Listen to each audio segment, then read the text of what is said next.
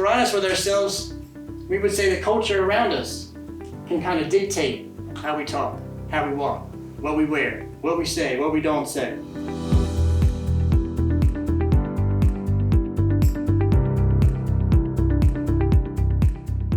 So I beseech you, I beg you, I urge you, brothers and sisters, in view of God's mercy, to offer your bodies as a living sacrifice. What does that mean? A living sacrifice.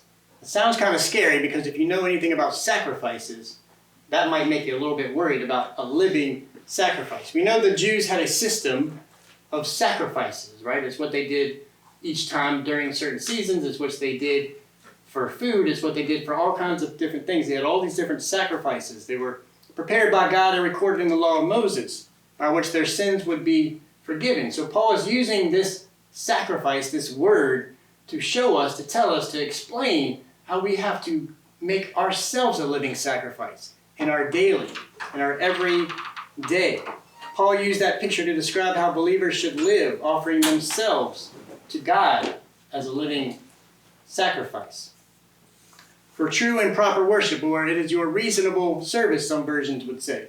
So in other words, take your regular, ordinary, going to school, waking up, going about your daily life, and put it in the hands of God, right? That's your reasonable service. That's how you can be a living sacrifice. That's the least you can do, is to present yourself as an offering. Embracing what God has done for you is the best thing you can do for Him. And we know what He did for us, right? How many of you know what He did for us? Okay. You'll know that He sent His Son to die on the cross for you, right? So that you could go where? Okay, I'm just making sure I'm in the right room here. We're on the same page, right? God gave up His Son. Can you imagine a father, when you become one, watching your son go through what Jesus went through and not doing a thing about it, even though you could do something about it, because you had a greater purpose for you, for me? That you would let your son go through whips, beating, hung on a cross, bleeding out for you. It's pretty remarkable. That's what God did for you. And the least we can do, our reasonable service, is to be a living sacrifice, to live the best we can, to live in a way that honors and pleases and acknowledges and worships Him. That's the least we can do. And then verse 2, my favorite verse. Do not conform to the patterns of this world, but be transformed by the renewing of your mind. There was a time in my life where I was not living a very good life. There was a time where I was doing some not so good things. There was a time where I got put in time out. We'll call that jail. There was a time where I got my life together and came out of that and was in a ministry. And there was a time where I came to the altar one service and just lost it. Like, have you ever just had so much weight on you and you just come to the altar where you hear a song and you just lose it? Well, see, what I was doing had hardened my heart, and I was numb to feelings and pain. When I finally got to the point of rock bottom, if you will, and I surrendered it all, the floodgates just opened. And all these emotions just poured out that I hadn't felt in years. And it was this verse that changed my life. It was this verse that kept me on the straight path. It was this verse that 19 years ago changed my life. And it was not conforming to what I've been doing and to what the world had been doing. What was popular when I was in school? Alcohol and drugs and girls and fortune and fame, and you can go on and on. It was not conforming to that, but it was transforming the way I think and lining up with what God said and learning what the truth was. I didn't come to a church till I was 30 years old. Maybe that just disqualified me as a youth director. Or maybe it did qualify me as a youth director. Because I'm 49 now. So for 19 years I've been serving the Lord, but for 30 years I was in the world. Deep in the world. Maybe deeper than you even are thinking in your good holy minds right now. But I was out there. And it was this verse that changed my life. Because the battle is up here. You ever heard that expression, the battle is in your mind? And so when you think bad thoughts, don't bad things seem to happen? When you think negatively, when you have fears, when you have all these things, your life starts to kind of head a certain direction. And you think it's normal because everybody else is doing it. And you see it on TV and in movies, and so we think it's normal. But we got to stop conforming and start transforming the way we think. I could literally go on and on about that verse, but I'm going to try to move on. We as believers must not be conformed to this world or copy the behaviors or customs of the world, allowing the world's outlook to rule us, entice us, or decide our attitudes. Our attitudes. We all have attitudes based off what we see, how we see the world, how we view the world, what filters and lens we're looking through creates our attitudes. And these attitudes make our choices. They play out into our choices. So Paul says, be transformed by the renewing of your mind. Let God transform you into a new person by changing the way you think. Changing the way you think. Then you'll be able to test and approve what God's will is, his good, pleasing, and perfect will. The transformation and the renewal helps God's people know his good, acceptable, and perfect will. Have you ever wondered what your purpose is or what God's will is for your life? Have you ever battled that? That's a confusing thing that even me have battled over the years, up until now, until I got this job, maybe you could say. A lot of things seem confusing. Doing this and that, in real estate and different things I've done, to now being here, now things start to make sense when you look back over 10 years. But for those 10 years, it was kind of confusing. When you're passionate about something and you have things in you and you don't know how to use them and you can't figure out where to go and what to do, it's confusing.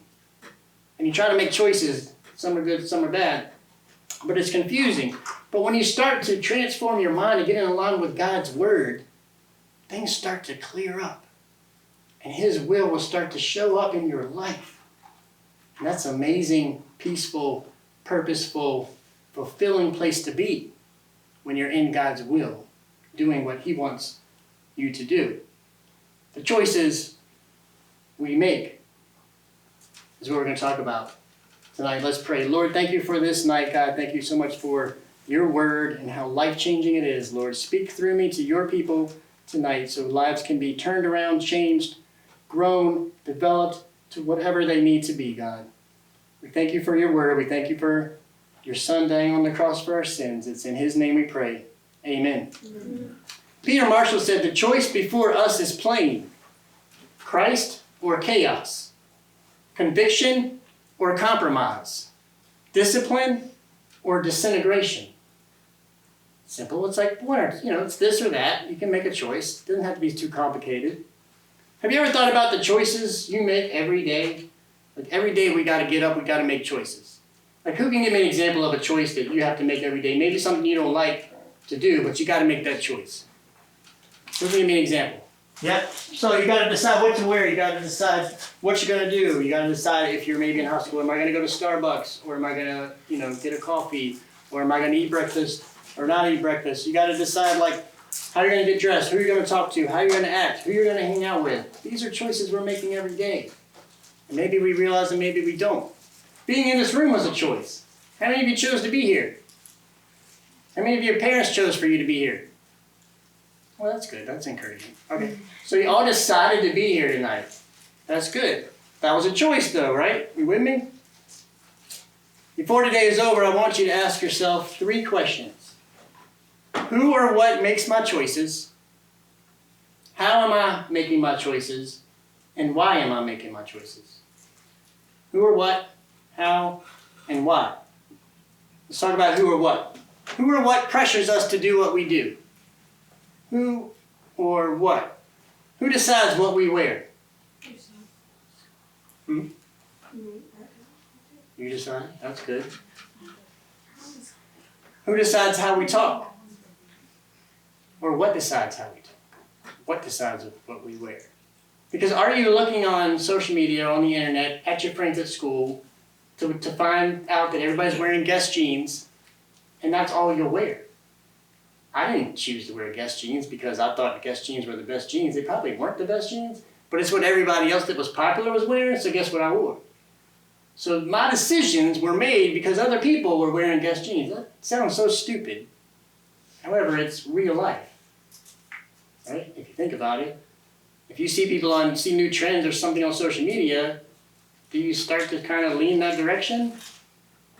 Maybe, maybe not. But if the trends change, we saw the 70s, 80s, 90s, how much it drastically changed.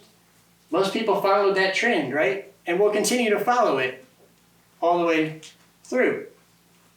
if we're honest with ourselves, we would say the culture around us can kind of dictate how we talk, how we walk, what we wear, what we say, what we don't say. I'm talking about social media, movie stars, musicians, friends, people at school, people you see online, people you hang out with, all that. People in church, people in youth group, maybe. When it comes to church, like I already shared, I didn't grow up in church. I thought church was just a place for perfect people. I thought church was just a place you go to get it right, or, you go and sometimes they give you a wafer and a sip of juice. I found out that was called communion, but I didn't know. I thought church was just a place where the pastor wants your money, and he's driving a Mercedes, living in a big house, wearing Armani and Gucci and Versace and stuff. This is what I thought. Because my friends didn't go to church. So my view was different than maybe you all's view. I thought it was just a place that you go when you need to get it right or something. And I was like, well, I don't need to get it right. My way seems right. I'm mature. I'm pretty smart. I came from a good gene line. I got good characteristics and traits. I don't need some pastor, some guy in a suit telling me to know how to live my life. I'm smart enough. I don't need God's way. I did it my way. I did it my way. It seemed right to me to say what I wanted to say. It seemed right to me to do what I want to do. It seemed right to me to skip school. It seemed right to me to sneak out. It seemed right to smoke cigarettes. It seemed right to drink alcohol. It seemed right to try drugs and more drugs. It seemed right to steal from people. It seemed right to lie to my friends and family. It seemed right to sell drugs. It just seemed right. And it didn't stop seeming right until I got caught and arrested for doing what I thought was right. And that didn't seem right. It seemed right to me. But Proverbs 14:12 tells us there is a way that seems right to a man, but the end is what? But its end is the way of death. For years I kept trying to do things my way, making bad decision after bad decision until it almost killed me. My way. Seems so right. Maybe your parents make all the choices for you and because they want to protect you from turning into a heathen or something like I was, or they want to protect you. Maybe your friends make a lot of decisions for you because they're the closest people to you and you don't want to disappoint them. Maybe money makes decisions for you because you don't have a lot and you're tired of being broke. But something's making decisions for you. Maybe culture makes your choice for you because you want to have as many followers as other people on social, so you start trying to imitate them and do what they do. And then you're frustrated because they got 1 million views and you only got 5. Anybody with me? What or who is making your choices? When I was maybe 24, I was living in a not so good place, doing some not so good things, and then one day something in me said, it's time to get out of here. Now for many, many years of my life, I had ignored that still small voice because my way seemed like the right way. But this day, I did what anybody would do when he needed help. I called my mama. I said, Mama, I need you to come get me. Now she proceeded to tell me that I had a case coming up the next day that nobody thought I was going to appear for. Anyway, that's a long story. But I ended up going to that case, and it didn't turn out so good. But a few days later, we found out that when I left the house, there was 2 other guys living in the house. And a few days after I left the house to go to where I was going, they went and robbed a bank in Bon Air. What's funny is I ended up at Bon Air Baptist Church for many years, and the bank they robbed was right next to Bon Air, and I didn't find that out for years down the road after telling my testimony, and the sheriff of Chesterfield was where I was sharing my testimony, told me that he did that case, and he told me where the bank was. And I literally got a job at a church next to this bank. Anyway, so they go rob a bank. The one guy gets caught buying clothes at the mall. I think they got up like $62,000, split the money. One goes to the mall, buying stuff, foolish.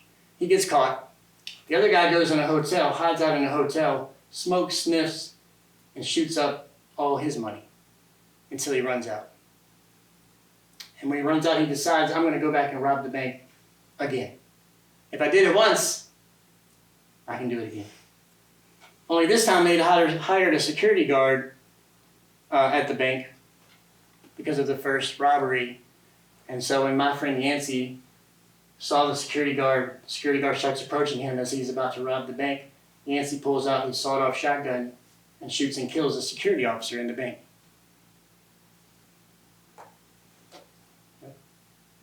Years later, Yancey would be put to death here in Virginia.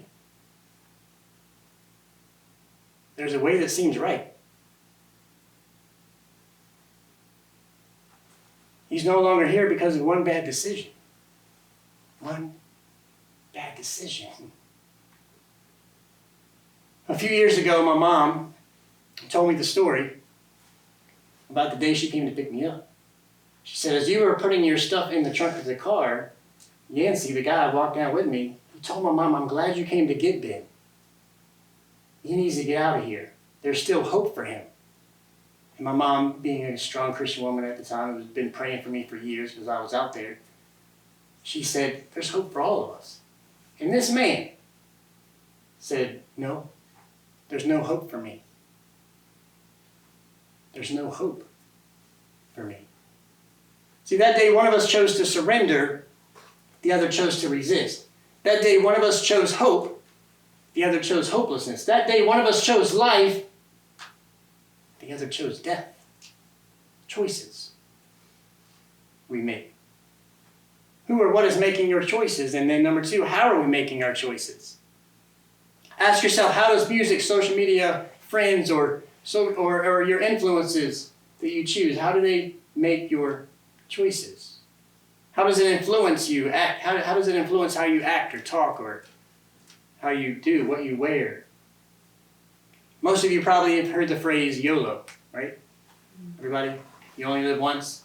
I know it was a popular phrase, maybe not as much anymore, but for a while that was a popular phrase, you only live once. And a lot of people adopted this motto and started to live like there's no tomorrow because of a popular song.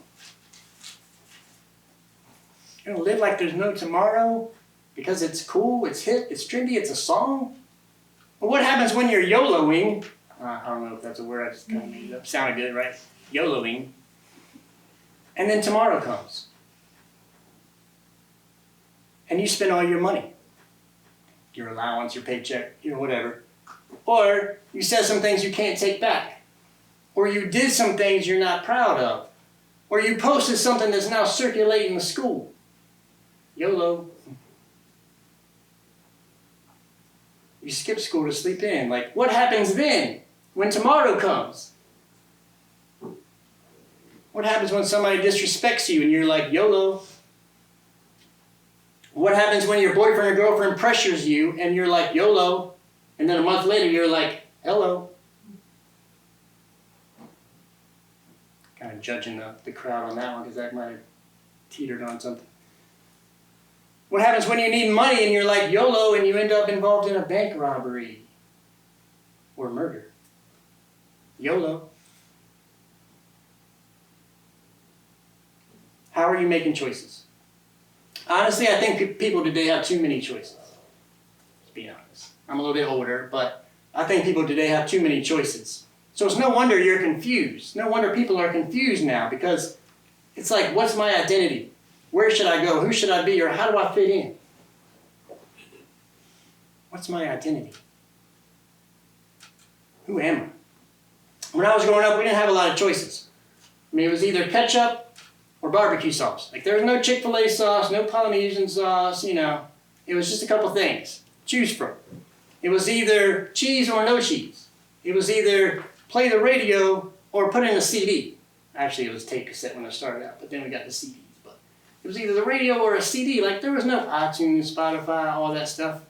Now, it was either wear a jacket or don't wear a jacket. It was either put on school clothes or play clothes. Like, we didn't have a lot of choices back then. But the choice before us is plain. Christ or chaos. Conviction or compromise. Discipline or disintegration. It's really only a couple choices. Serve God, serve the enemy.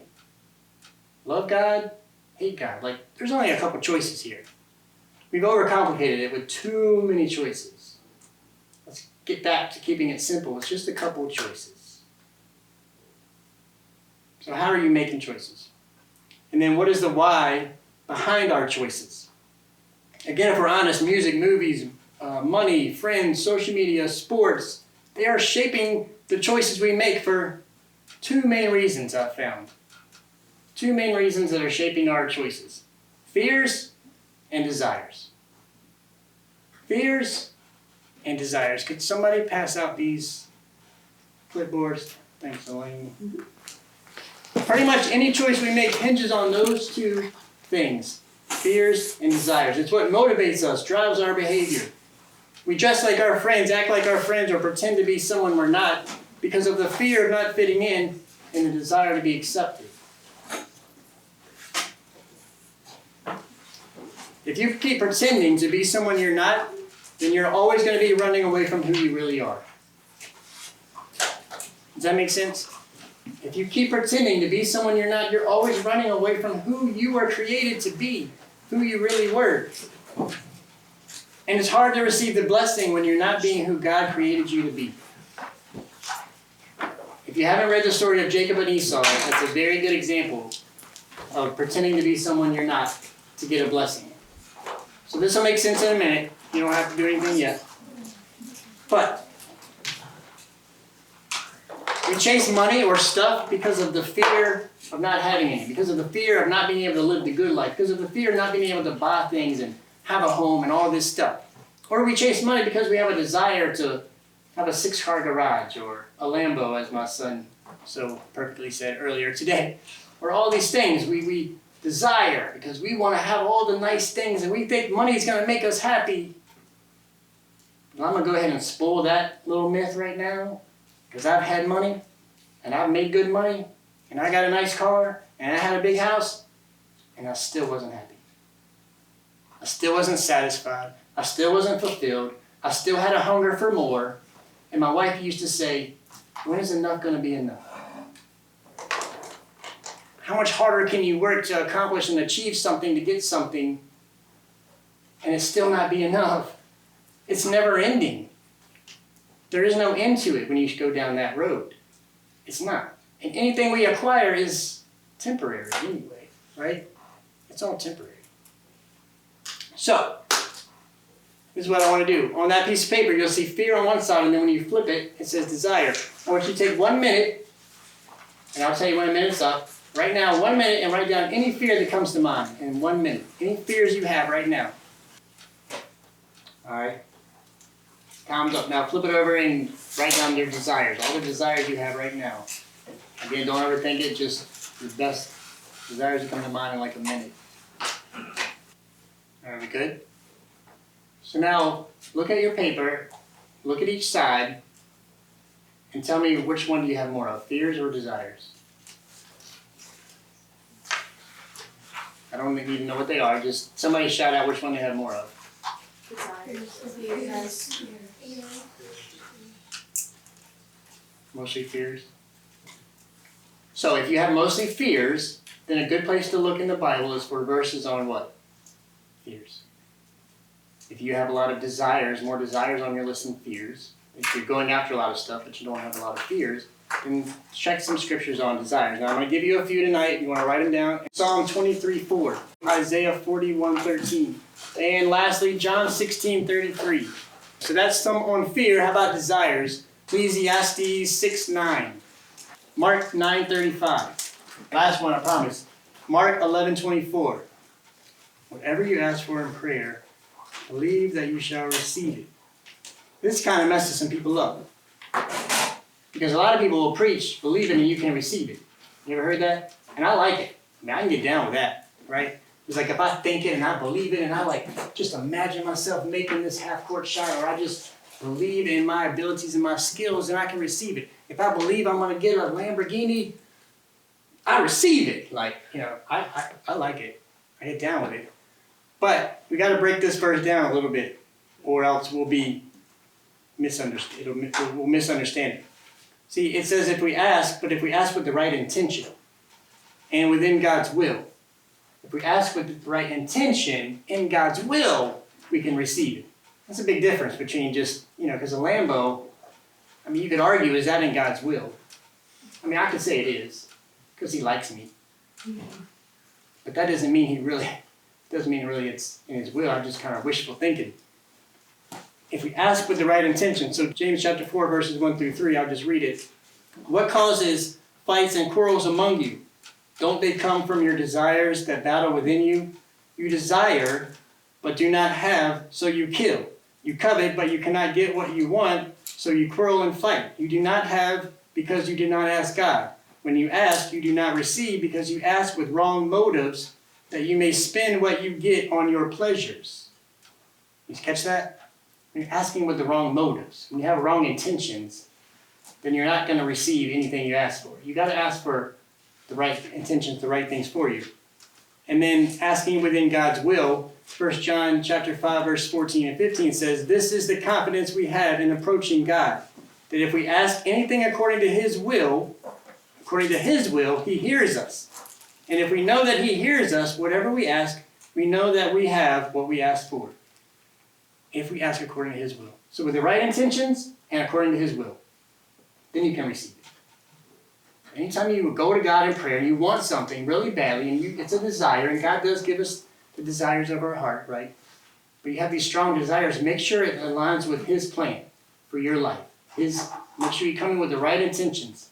Humbly before God with the right intentions, and make sure it aligns with his will before you start to believe it and you shall receive it.